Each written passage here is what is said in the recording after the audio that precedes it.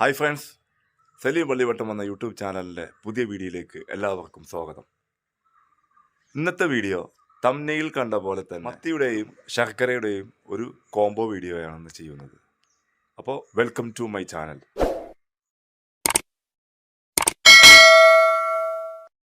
Video ആദ്യമായിട്ടാണ് കാണുന്നതെങ്കിൽ subscribe ചെയ്യാനും സപ്പോർട്ട് ചെയ്യാനും മറക്കരുത്. നമുക്ക് ആ ഫെർട്ടിലൈസർ എങ്ങനെ ഉണ്ടാക്കാം എന്നുള്ള വീഡിയോയിലേക്ക് പോകാം. മത്തിയും ശർക്കരയും ഉപയോഗിച്ച് ഫിഷ് അമിനോസ് ആസിഡ് എങ്ങനെ ഉണ്ടാക്കാം എന്നുള്ള വീഡിയോയാണ്. നമുക്ക് നേരെ വീഡിയോയിലേക്ക് പോകാം. ഫിഷ് അമിനോ ആസിഡ് ഇത് ഉപയോഗിക്കുന്നത് മൂലം മണ്ണിന് വളക്കൂറുള്ളതാക്കുകയും അതുമൂലം നമ്മുടെ വീട്ടിലെ ചെടികൾ പൂവിടാനും നല്ല കായ്ഫലങ്ങൾ തരാനും ഇതിന് കഴിയും.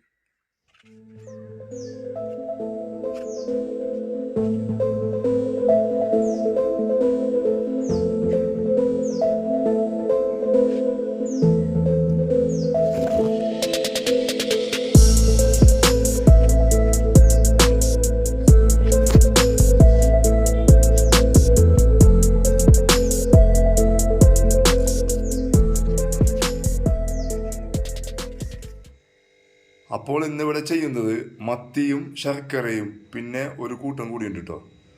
അതാണ് നമ്മുടെ പപ്പായ. ഇത് മൂന്നും കൂടി കൂട്ടിയിട്ടുള്ള ഒരു ഫെർട്ടിലൈസറാണ് നമ്മൾ ഇന്ന് ഉണ്ടാക്കാൻ പോകുന്നത്. ഇത് നല്ലൊരു വളമായും കീടനാശിനിയായും നമുക്കിത് ഉപയോഗിക്കാൻ പറ്റും. ഇതുണ്ടാക്കുവാൻ ആവശ്യമായ സാധനങ്ങൾ, ഇപ്പം നമുക്ക് മത്തിയൊക്കെ നല്ല വില കുറവാണ്. അപ്പം നമുക്കതിന് മത്തി വേണം. ഞാനിവിടെ എടുത്തേക്കണത് 1 കിലോ മത്തിയാണ് എടുത്തേക്കണത്, 1 കിലോ ശർക്കരയാണ് എടുത്തേക്കണത്. ഇത് ആവശ്യമുള്ളവർക്ക് ഇത് കൂട്ടി ഉണ്ടാക്കാം. എന്തോരം വേണമെങ്കിലും നിങ്ങൾക്ക് അതനുസരിച്ചിട്ട് കൂട്ടി ഉണ്ടാക്കാം.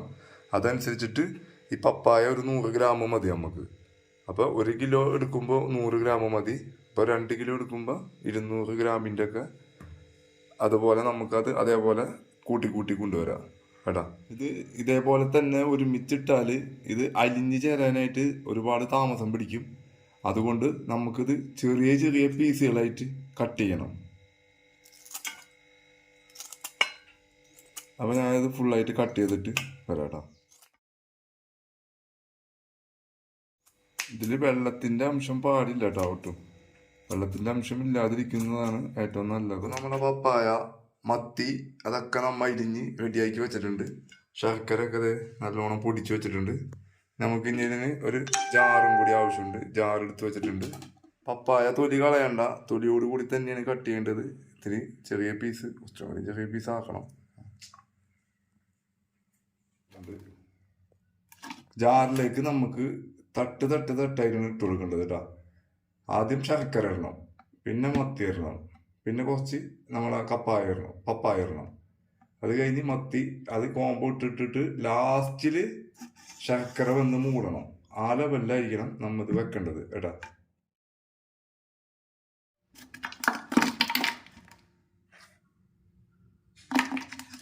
ശർക്കര ഫസ്റ്റ് ഇടുമ്പോൾ ഇത്തിരി അടിയിലൊന്ന് സെറ്റാവാൻ വേണ്ടി നിൽക്കണം.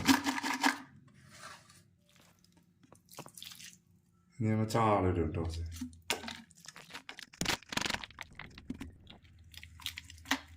ഈ പ്രോസസ്സ് നമുക്കിത് തന്നെ തുടരുക കേട്ടാ.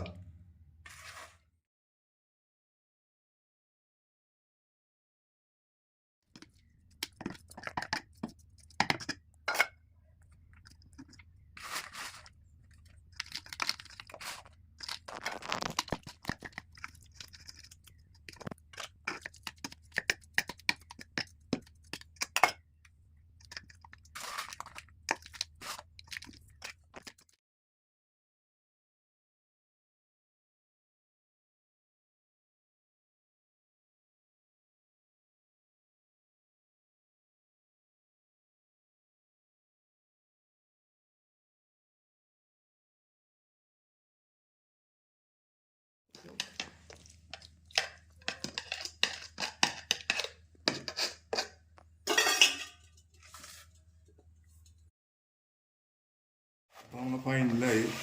അപ്പോൾ ലാസ്റ്റിൽ നമ്മൾ ഫസ്റ്റിലും ശർക്കര ഇട്ട് ലാസ്റ്റിലും നമുക്ക് ശർക്കരയാണ് വേണ്ടത് കേട്ടോ. അത് പ്രത്യേകം ശ്രദ്ധിക്കണം.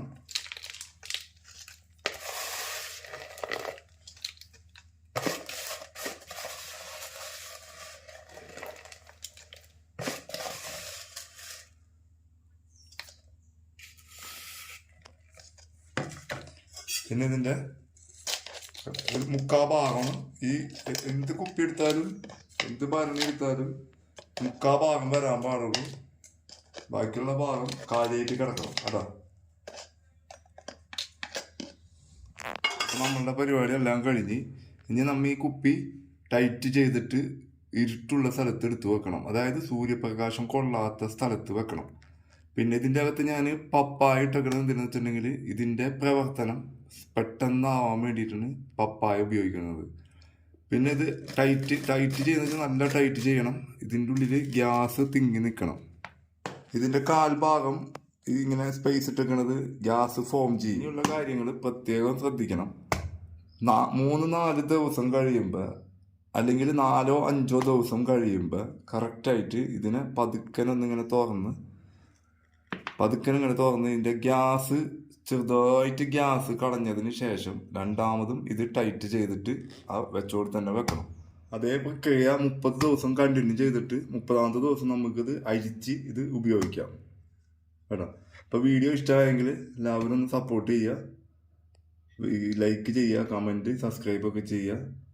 പിന്നെ ഇതേപോലുള്ള ഉപകാരപ്രദമായ പുതിയ വീഡിയോകളുമായി ഇനിയും വരാം. അതുവരെ എല്ലാവർക്കും നമസ്കാരം.